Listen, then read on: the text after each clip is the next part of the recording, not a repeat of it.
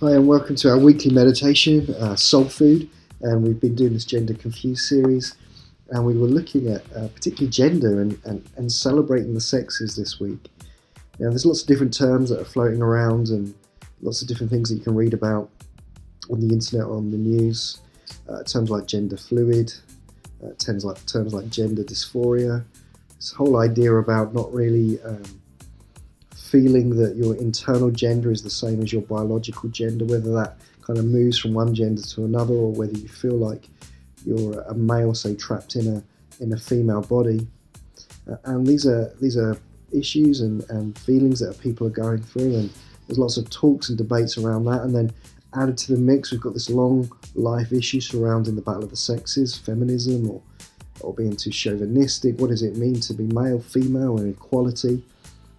And the question that we've been trying to look at is, therefore, with all this going on, how important is gender? Does it really matter? Now, we know the Bible tells us that Jesus is meant to be our image and our identity, not gender.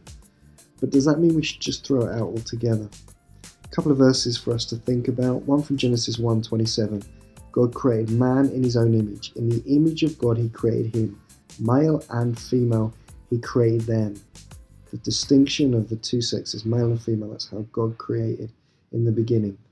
And then Galatians 3:28-29, there is neither Jew nor Greek, there is neither slave nor free, there is no male and female, for you are all one in Christ Jesus.